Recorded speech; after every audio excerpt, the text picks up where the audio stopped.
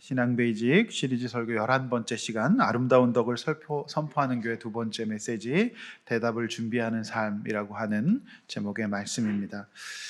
서진교 목사님이 지으신 작은 자의 하나님이라는 책을 보면 이분이 알코올 중독 가정에서 자라고 지금 장애의 아이를 기르고 계시는 목사님인데, 작은 자의 하나님이라고 하는 이 간증집이 지금 잔잔한 파문을 일으키고 있습니다. 언제 한번 우리 교회에 모셔서 또 말씀도 한번 들으려고 제가 지금 생각하고 있습니다. 이분의 간증집에 보면 이분이 한때 프로게임단에서 게임을 했던 게임 중독자였던 자신의 고백이 나오고 있습니다. 이렇게 얘기합니다. 나는 사람들이 게임 중독에 빠지는 이유를 잘 알고 있다. 게임이 재미있어서 게임 중독에 빠지는 것이 아니고 모든 재미는 잠깐이다. 게임에 빠지는 이유는 사람들의 인정과 성취감 때문이다. 게임을 조금만 잘해도 사람들에게 온라인상에서 금방 인정을 받는다. 그리고 게임에 이길 때마다 성취감을 누린다. 5년을 해도 못 누렸던 성취를 단 5분이면 누릴 수 있다. 저자 자신의 게임 중독에 대한 경험적인 고백이지요. 계속해서 그는 이렇게 얘기합니다. 오랫동안 열심히 노력해도 오르지 않는 성적, 최선보다는 최고를 요구하는 데서 오는 공허함의 빈자리를 게임이 절묘하게 파고든다라고 하는 것이죠. 사람들은 물론 가족들에게도 받아들여지지 못했던 나를 게임하는 사람들이 인정해주고 좋아한다. 그러니 어찌 게임에 빠지지 않을 수 있겠는가.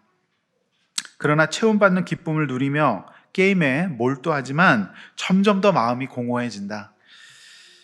더 실력이 내가 늘었는데, 더 많이 이기는데, 더 좋아해 주는데도 점점 더 공허해진다. 이럴 리가 없는데 더 열심히 안 해서 그런가 더 깊이 게임에 빠져든다. 그것이 늪인지도 모르고 더 깊게 빠져만 든다. 이런 고백을 했습니다. 저는 게임 중독자였던 이분이 자신의 이 고백을 통해서 게임 중독의 원인이 재미가 아니랍니다. 그게 힘든 일이 되거든요. 처음은 재밌겠지만 결국 게임 중독에 빠지는 이유가, 이분의 고백은 사람의 정이 그리워서 빠진답니다. 게임을 할 때 친구가 있는데 게임 밖에서는 여전히 혼자고요. 현실 속에서 내가 머물 곳이 없기 때문에 다시 게임 중독으로 돌아간다는 것입니다. 이분은 이렇게 얘기합니다. 만약 현실 속에서 함께 교제하고 기도할 수 있는 공동체가 있다면 게임에 빠져드는 일은 많이 줄어들 것이다. 이렇게 말하죠. 그간 체험받지 못했던 사람의 정을 듬뿍 채울 수 있는 교회가 있다면 가상현실이 아닌 현실 세계에서 사랑받고 존중받기 때문에 더 이상 게임 세계에 빠져들지 않을 수 있다. 이렇게 고백을 하고 계십니다. 저는 이분의 간증을 읽으면서 우리가 아름다운 덕을 세상에 선포해야 될 이유가 여기 있다라고 생각해요. 사람들은 아직도 현실 속에서 함께 교제하고 사랑받기를 원하거든요. 그런데 혼자 있고 또 온라인 세계 속에 빠져 있습니다. 아무리 재미있는 세상이 되어도 하나님의 사랑을 받고 새로운 공동체에 소속되지 않을 때 공허함과 허전함은 여전할 것이다 라고 하는 것이죠.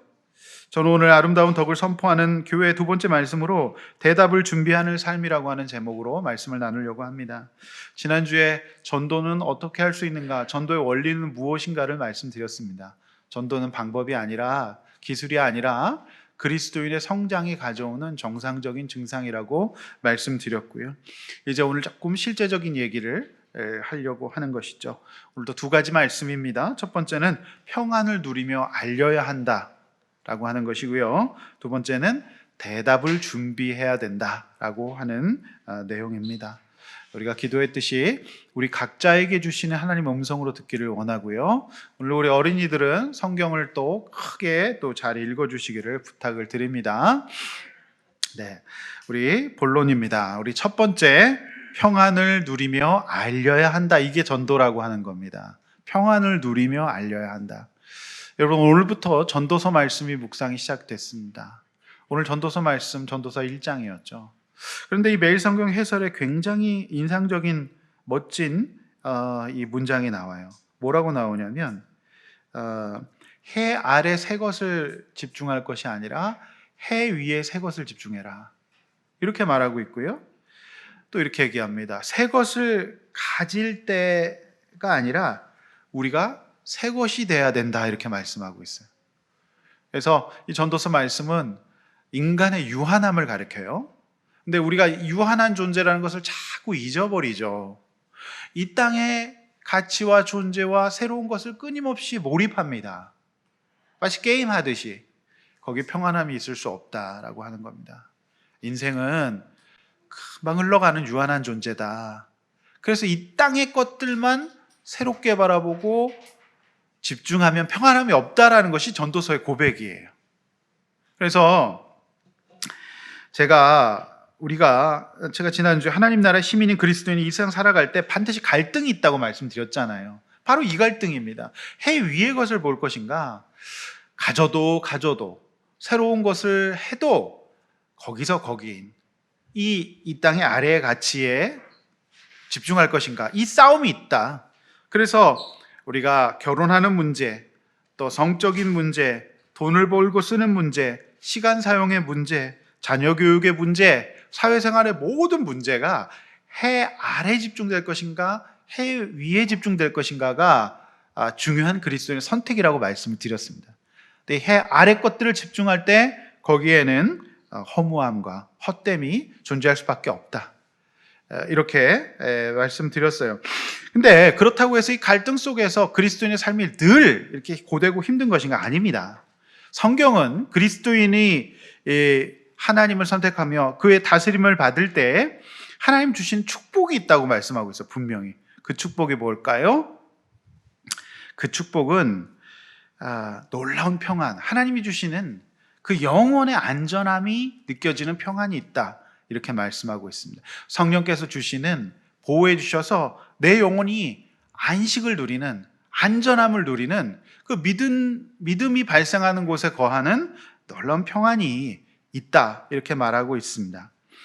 만약에 우리가 이 세상을 살아가면서 갈등이 있을지라도 우리 안에 이 주님 주시는 평안이 없다면 우리가 제대로 신앙생활하고 있지 않다는 증거일 수 있습니다. 저도 목회하면서 마음이 어려울 때가 종종 있어요. 죄와 어떤 이 어둠의 영역 가운데에서 헤매고 있는 영혼들을 보면 마음이 많이 아픕니다. 그런데 주님 주시는 평안으로 마음을 잡게 돼요. 우리가 주님을 선택하고 하나님께 맡겨드릴 때 내 마음속에 이제 평안이 다시 깃드는 것을 보게 되거든요.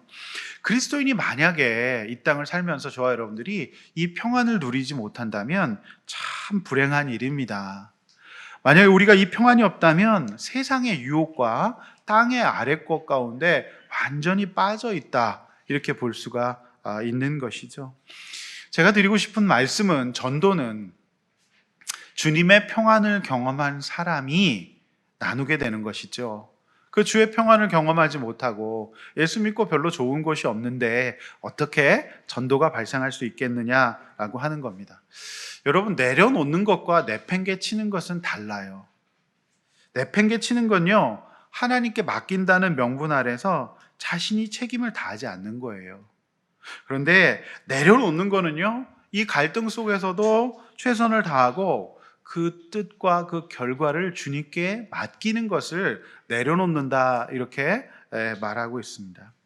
만약에 우리가 내팽개친다면 모두 책임을 내가 져야 하지만 하나님 앞에 내려놓으면 우리 주님이 나를 책임져 주시고 세상이 줄 수 없는 평강을 주신다라고 하는 것이죠. 이 평강을 유지하고 있으면 어떻게 될까요?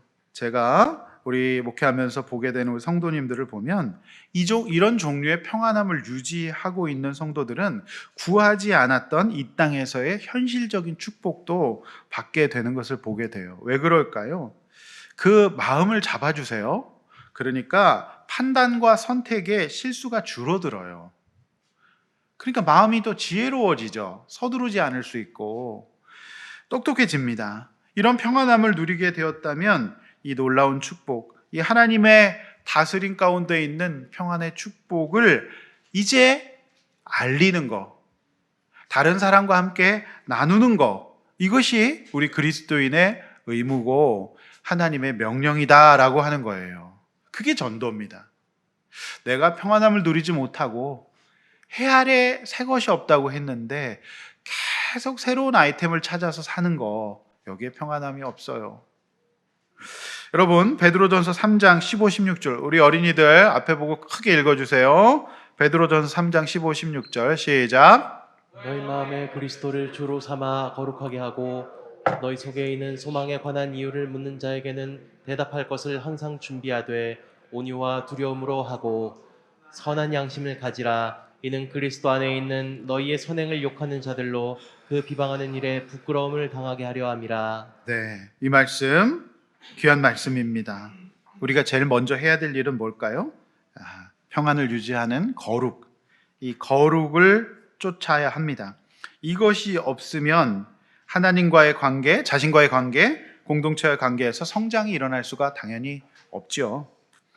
이 기본이 안 돼 있기 때문에 우리가 아무리 옆에 있는 사람에게 교회 나오세요, 예수 믿으세요 해봤자 그 사람들은 너의 얼굴이 평안하지 않고 너의 삶이 지금 죽을 것 같은데 너나 잘하세요, 이렇게 이야기할 수가 있겠죠. 부끄러움을 당하게 될 것입니다. 그리고 우리가 그동안 신앙 베이직 설교를 쭉 들어오셨는데 그 복음의 내용을 받고 누릴 때 평안과 여유가 생겨서 이제 그것을 누리고 또 그것을 나누는 것이 이제 전도다라는 것을 다시 한번 말씀을 드립니다. 특별히 이제 성장하는 그리스도인에게 나타나는 중요한 특징이 이제 여유입니다. 여유. 그래서 전전긍긍하지 않고 감정의 기복이 줄어들고 다른 사람의 평가에 따라서 자신의 기분이 좌지우지 되는 것이 아니라 하나님 앞에서 새로운 자존감을 회복한 사람에게 이 여유와 평강이 있다라고 하는 것이죠. 베드로전서 3장 15절 오늘 말씀 다시 한번 앞에 보시면서 읽겠습니다. 시작. 너희 마음에 그리스도를 주로 삼아 거룩하게 하고 너희 속에 있는 소망에 관한 이유를 묻는 자들에게는 대답할 것을 항상 준비하되 온유와 두려움으로 하고. 새번역 성경은 이 말씀을 여러분이 가진 희망을 설명해 주기를 바라는 사람들에게 이렇게 번역하고 있습니다. 극한 고난 가운데 있었던 초대교회 성도들이 평강을 유지해요. 너무 힘든 삶을 살고 있는데 상황은 평강할 것이 전혀 없는데 주님을 선택함으로 말미암아 그분께 내려놓음으로 말미암아 놀라운 어떤 평안, 여유를 누리게 됩니다. 그러니까 초대교회 사람들, 그 당시에 불신자들이 와서 물어봅니다. 너희는 도대체 왜 그렇게 평안하니? 보기에는 되게 고생하는 것 같은데 어떻게 그렇게 여유가 있니? 너무 놀라운 거죠. 초대교회 성도들의 모습이. 그런데 우리 가운데 왜 이런 일이 일어나지 않는가? 나에게 요즘 무슨 좋은 일 있어? 요즘 좀 달라졌네? 요즘에 큰 유산을 받았어? 아니면 주식이 올랐어? 그런 얘기 아니라 여러분에게 물어보는 사람이 있습니까? 요즘 좀 달라 보이네? 좋아 보이네? 여러분 근데 그렇게 잘 안 물어보죠? 왜 그럴까요? 사는 게 별로 안 다르기 때문이죠. 불신자들이 봤을 때나 내가 봤을 때 별로 다르지 않을 경우에 안 물어본다라고 하는 겁니다. 여러분 우리가 신비롭고 너무 좋은 하나님을 믿는데 우리가 그 하나님을 믿어서 다른 사람이 볼 때 내가 신비롭지도 않고 놀랍지도 않은데 누가 그 증거를 믿겠느냐라고 하는 것이 사실 최고의 전도는 내가 하나님이 주시는 평안을 누리며 그냥 있으면 그게 전도예요. 그 소망의 이유를 물어보게 되는 게 전도입니다. 근데 이제 사실 그래요. 우리가 누가 전도할 때 보면 전도를 당하는 사람이 볼 때 전도하는 사람이 더 못 살고 있는 것 같아. 근데 그 전도가 그게 사실 일어나겠느냐라고 하는 것이죠. 그건 전도가 아니에요. 여러분 이 시대의 전도가 교회 부흥의 도구로 전락해버렸어요. 그거 아닙니다. 그 전도 그거 아니에요. 전도는 내가 힘든 가운데 이 땅 가운데 갈등이 있을 수밖에 없는데 신비롭고 놀라운 하나님을 믿고 있기 때문에 그 평안을 내 삶으로 또 나를 잘 아는 사람이 봤을 때 어머 저희가 저렇게 살 사람이 아닌데 요즘 달라졌네. 어떻게 저렇게 살지? 라고 하는 것을 그냥 누리며 보여주는 거 이게 정말 전도라고 하는 겁니다. 이 전도의 열매가 있는 사람이 전도한 사람은 흔들림 없는 신앙생활을 하게 돼요. 그게 전도예요. 내가 그 주님의 평안을 누리지도 못하면서 엉망으로 살면서 전도가 발생할 수가 없다. 그건 그냥 동원이지 전도가 아닌 거예요. 성도 여러분, 우리가 이래요. 누군가의 취미 생활이 좋아 보일 때 우린 따라 하잖아요. 열심히 운동을 한다든지 뭐 좋은 그림을 그린다든지 그럼 따라하고 싶잖아요. 하물며 취미도 그런데 한 영혼의 구원이 달린 문제에 나에게 그만큼 달라 보이는 게 있어야 내 신앙생활에 사람들이 관심을 보이게 되지 않겠습니까? 그런데 여기에 보니까 소망에 관한 이유를 묻는 자에게는 대답할 것을 준비하라 그랬잖아요. 그런데 온유와 두려움으로 하라 그랬지 않습니까? 그러니까 이런 거죠. 사실은 내가 잘 살아도요, 세상 사람들은 처음부터 진지하게 묻지 않아요. 먼저 딴지부터 겁니다. 내가 신자인 것을 알고 예수 믿는 사람인 것을 알면 쓱 교회 비판부터 합니다. 그리고 늘 하는 말이 사돈의 팔촌까지 다 동원해서 무슨 뭐 집사에게 사기를 당했느니 장로에게 사기를 당했느니 목사에게 사기를 당했느니 이런 얘기부터 해요. 근데 이때가 바로 기회예요. 그때 온유와 두려움으로 하고라는 말씀을 통해서 알 수 있는 것은 너의 심기를 건드릴 가능성이 많다. 그리고 약속을 안 지킬 가능성이 많다. 아무리 해도 그때 듣고 싹 잊어버릴 것이다. 그럼 어때요? 화가 나요, 안 나요? 화가 나죠. 그래서 온유와 두려움으로 하라라고 말씀드린 거예요. 말씀하고 있는 것이죠. 이때 싸우면 안 됩니다. 네, 내 시간 투자하고 내 귀한 물질까지 투자해서 커피까지 사줬는데 싹 잊어버리고 엉뚱한 얘기만 할 수 있어요. 그러면 자꾸 화가 나거든요. 난 지금 뭐 한 거지? 이런 생각 듭니다. 그런 것을 미리 알고 있어라 라고 말씀하고 있는 거예요. 오히려 이 사람이 나에게 딴지를 걸 때에도 이 사람이 내 소망을 믿고 물어보는구나 라고 알아채야 합니다. 나에게 관심이 없다면 그런 일도 일어나지 않습니다. 그때 내 삶이 달라지고 변한 것, 누리고 있는 것들을 보여주면 됩니다. 구체적으로 그 상대에게 도움이 될 만한 좋은 기독교 서적이나 또 설교 영상 링크나 또 상대의 필요가 무엇인지를 생각하고 진정한 마음을 담은 선물도 준비해서 줄 수도 있겠죠. 왜 그래야 할까요? 하나님의 선하심과 그분의 다스림 안에서 살아가는 우리가 누리게 되는 평안과 이 축복을 나누라. 이것이 그리스도의 삶이다. 그리스도인의 삶이다. 이렇게 말씀하고 있기 때문이죠. 그래서 2023년도 우리 교회 표를 아름다운 덕을 선포하는 교회라고 지었다고 말씀드렸어요. 사랑하는 성도 여러분, 이 세상은 혼란스럽고 또 갈등이 많을 겁니다. 그런데 우리가 예수 믿고 그분께 내려놓고 그분 주시는 평강을 달라고 기도하시길 바랍니다. 그래서 그 평강을 누릴 수 있기를 원합니다. 그리고 그 평강의 이유를 묻는 자들에게 함께 나누는 연말 연시가 되기를 원합니다. 그것이 바로 전도인 것이죠. 그래서 우리 연말에는 한 달 정도 이제 남은 기간 동안에 구체적인 이제 전도의 계획과 기도 제목도 함께 나누어 가려고 하는 것이죠. 두 번째, 대답을 준비해야 해요. 대답을 준비하라는 얘기죠. 평강을 누리고 그것을 나눈다면 이제 대답을 구체적으로 준비해야 돼요. 여러분, 정말 맛있는 음식을 어디 식당에 가서 먹었어요. 그러면 여러분 어떻게 돼요? 우리는 그거 나누게 되죠. 정말 맛있더라.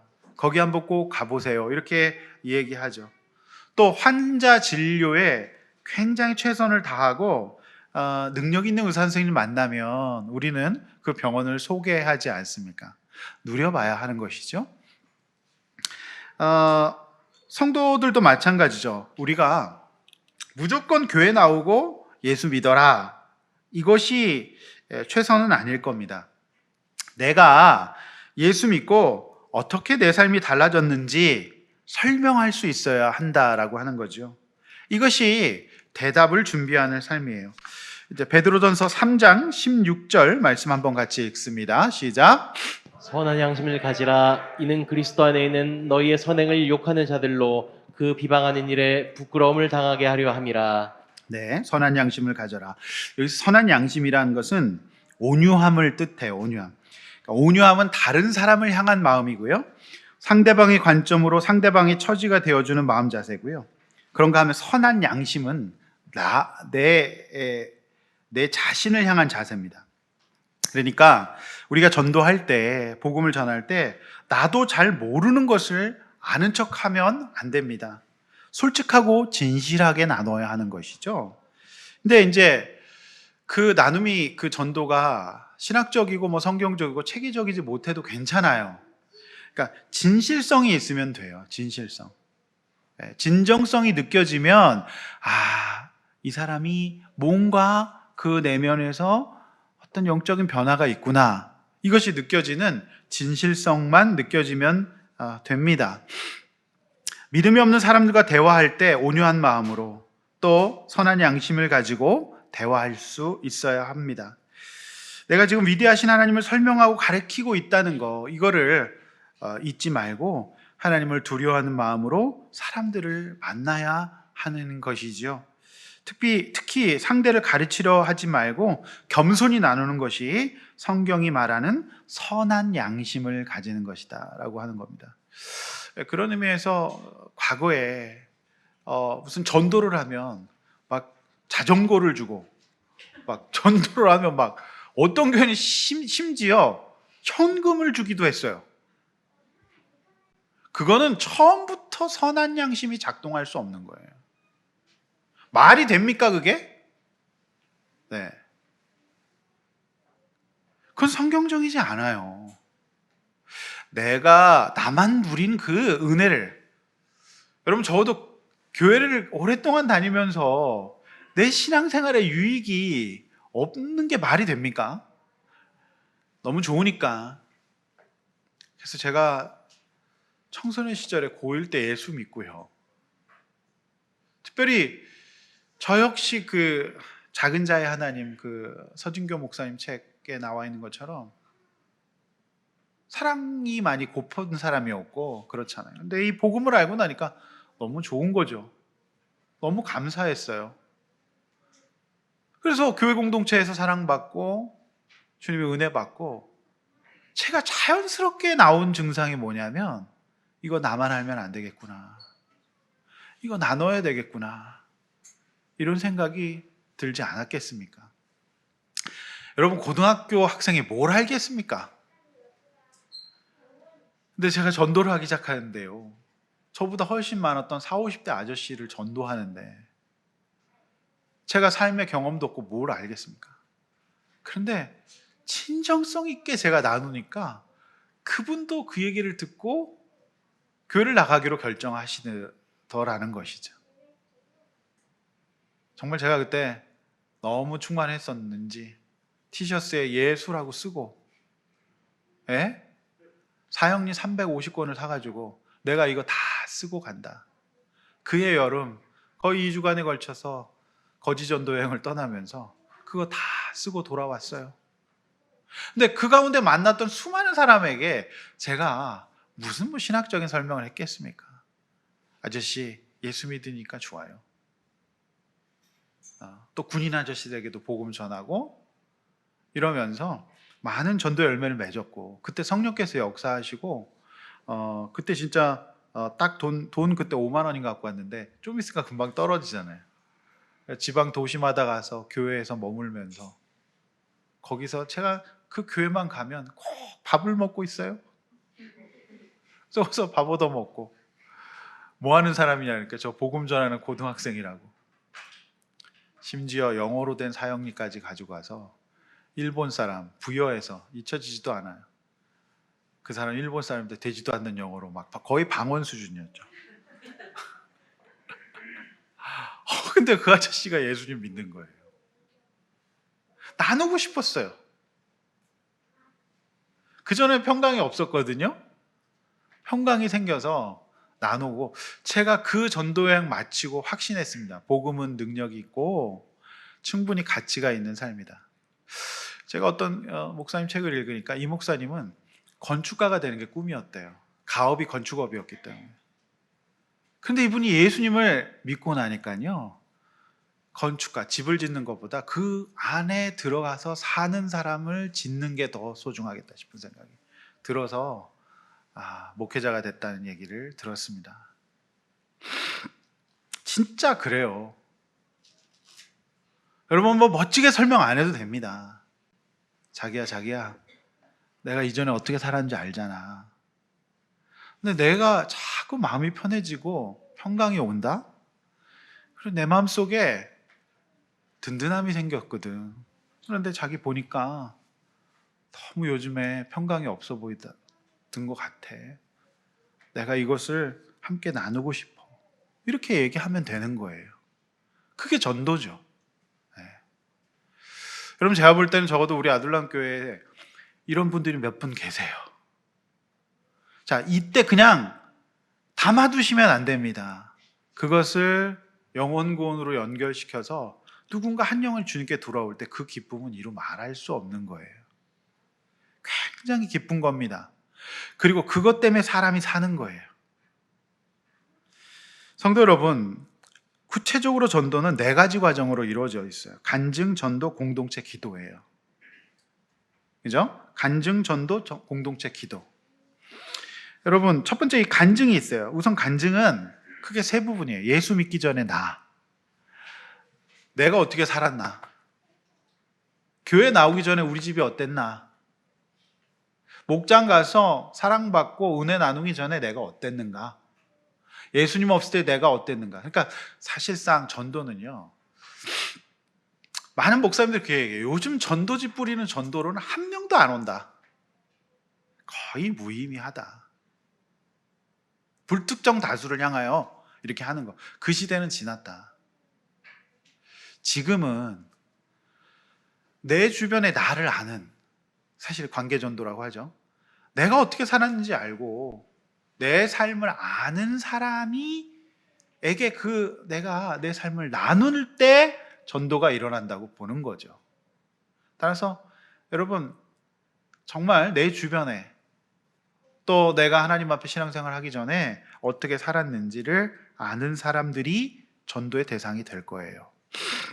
그래서 예수 만난 과정, 예수 믿은 다음, 이렇게 3부분이죠. 예수 믿기 전 어떻게 내가 예수를 믿게 됐는가, 그리고 내가 예수 믿고 나서 어떻게 됐는가, 교회 나오고 나서 뭐가 좀 변화됐는가, 내 자녀들에게 어떤 유의미한 변화가 생겼나, 무엇보다도 내 인생이 어떻게 변했나, 이거를 나누는 3부분으로 간증이 이루어져 있습니다.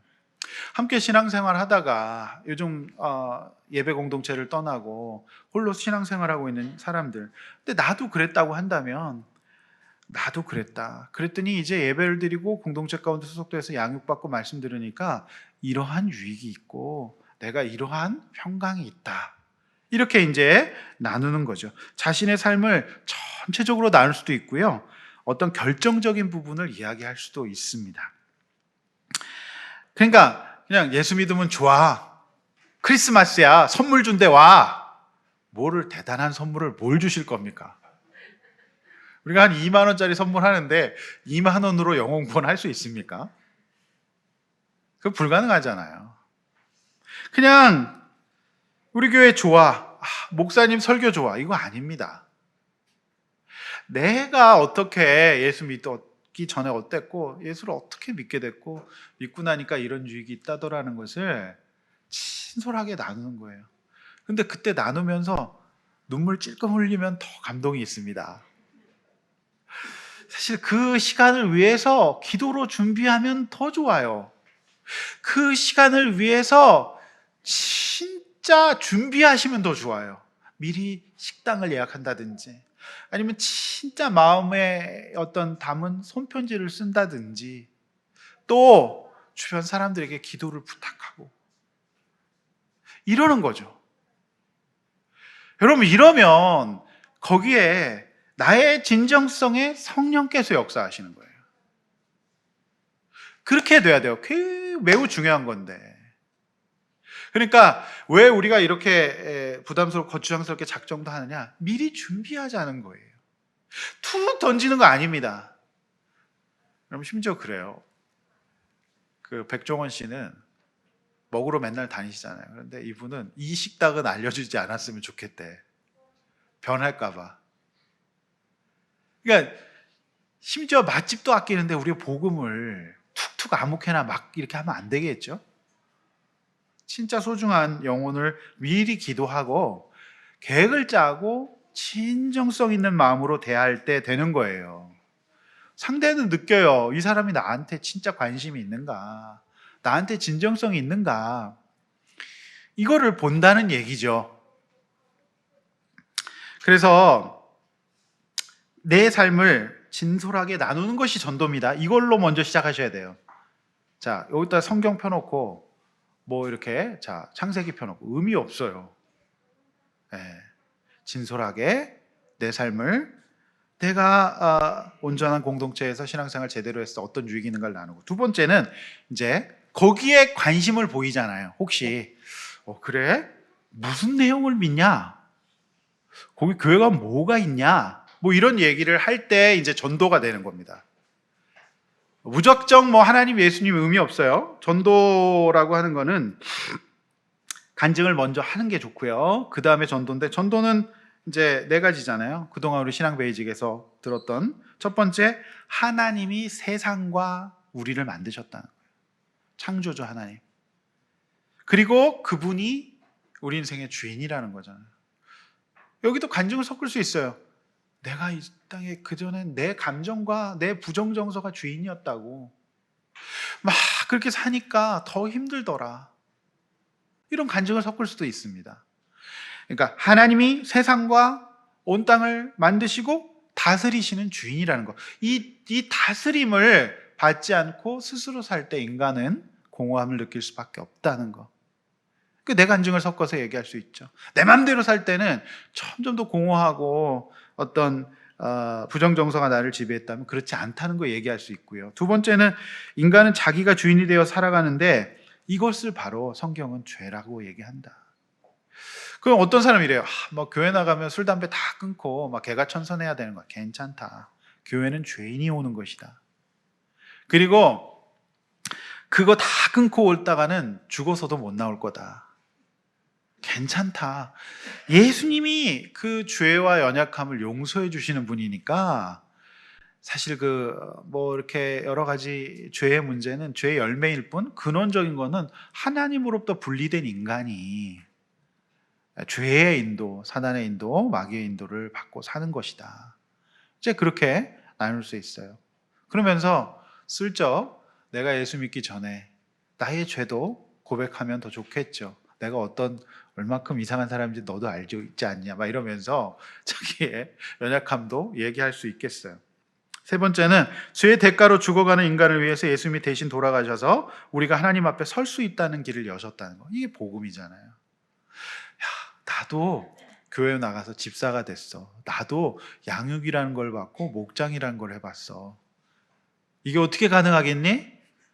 그건 예수님의 은혜 때문이야.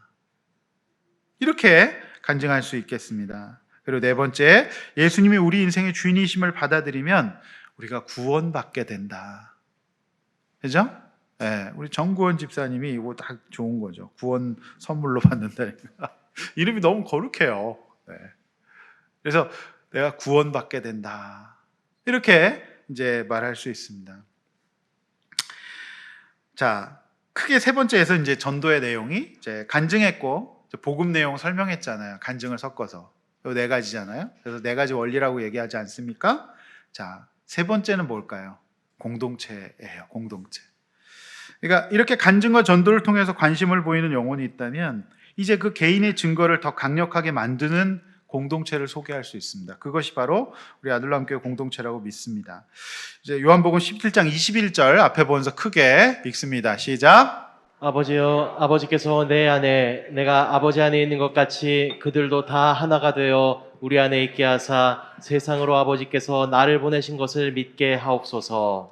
성경은 우리가 공동체에 서로 사랑할 때 세상 사람들은 그 모습을 보고, 그러니까 하나님은 안 보이기 때문에 교회 사람들 따뜻하다, 교회 사람들 정말 나한테 관심과 사랑을 베풀어 주는구나. 서진교 목사님 이 낮은 자의 하나님 책에 보면 이분이 그걸 못 받아서 그걸 온라인에서 그리 받았다는 겁니다. 근데 여러분, 놀라운 거는 그 온라인이 또 깨져요. 폭파가 돼요. 그래서 사실 교회 나오게 되는 경우도 있어요. 여러분, 이 가장 좋은 복음 전도는 예수님을 믿고 있는 공동체, 그러니까 이제 그 사랑을 받은 회복된 사람들이 거하는 곳, 그것을 소개하고 보여주는 것일 수 있어요. 그런데 이것도 사실 비극인데, 현대 교회에 사실상 전도가 일어나지 않는, 이제 양육이 일어나지 않는 한 신자가, 불신자가 교회에 들어와서 이제 구원을 받고 성장하지 못하는 이유가 뭘까? 이게 정말 요즘 어려워졌잖아요. 그 왜 그럴까요? 그거는 교회가 안 믿는 사람들에게 하나님을 보여주는 창문의 역할을 못하고 있기 때문이에요. 똑같은 거예요. 너무 세상적이고 오히려 세상보다 못해 보이는 경우가 있는 겁니다. 그러니까 그 창문을 통해서, 성도라고 하는, 공동체라고 하는 창문을 통해서 주님께 가는 거잖아요. 근데 그걸 목사에게서도 못 보고, 목자에게서도 못 보고, 목장에서도 못 보는 거예요. 소그룹에서도. 물론 이런 이렇게 큰 그룹에서는 그럴 수 있습니다. 못 볼 수 있어요. 왜? 이제 큰 그룹이니까. 그런데 이런 작은, 그리고 1대1의 어떤 관계, 이런 것에서 못 보면 그 사람이 전도와 간증으로 들었는데 실상이 다른 겁니다. 그래서 우리가 정말 이 공동체가 중요해요. 그러면서 저는 우리 가정교회, 또 하나의 가정교회 목장은 좋은 전도의 통로가 될 거라고 믿습니다. 저는 적어도 그래요. 목장에 보내드리면 그곳에서 구원의 방주의 역할을 하셔서 사랑하고 사랑받는 이 관계를 통해서 가게 될 줄로 믿습니다. 근데 물론 좀 걱정되는 그런 부분도 있어요. 그렇지만 우리가 그 역할을 공동체에서 감당을 해줘야 합니다. 우리 교회 목장이 그런 목장이 되었으면 정말 좋겠고, 그래도 우리 목장이 지금 그렇게 가고 있다고 저는 자부합니까? 여러분 어떠세요? 자부합니까? 사실상 이제 그게 안 되면은 전도의 길이 막힌다고 보는 거예요. 공동체를 통해서. 내가 간증하고 품고 전도하여 처음으로 내 앞에서 예수 믿겠다고 영접하는 사람을 만나보면 이것이 얼마나 기쁜 일인지 알게 돼요. 그러므로 전도는요, 천국 시민이 누릴 수 있는 최고 특권이에요. 그리고 굉장히 기쁜 일입니다. 한 번도 이거를 느껴보지 못했던 분이 계신다면 진짜 아쉽고 안타까운 일입니다. 근데 이게 한번 맛을 들이면 중독되거든요. 여러분, 이상의 중독이 여러 가지입니다. 이런 영적이고 선한 중독이 있어요. 이 중독에는 좀 걸립시다. 아멘 안 하십니까? 근데 중독은 맛을 봐야 되는데, 이 중독을 함께 누릴 수 있기를 원합니다. 아멘.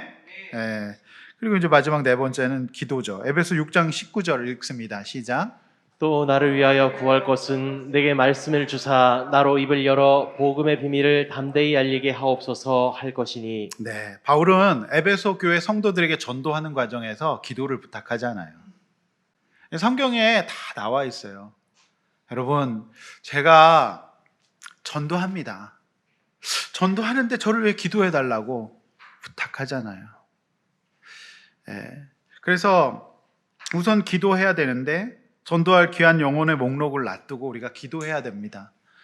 그래서 여러분들이 이제 보관용 종이를 한 장 찢어서 갖고 계실 텐데, 성경책이나 큐티책에 껴놓고 기도하세요. 그 영혼을 위해서요.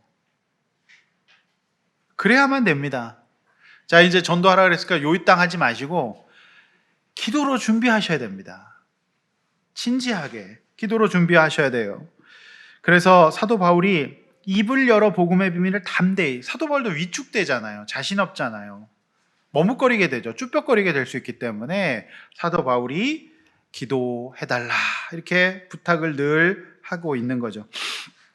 12월 말까지 이제 한 세일회 정도가 남았어요. 그러니까 우리가 다니엘이 세일에 한 21일간의 작전 기도를 하고 승리하지 않습니까?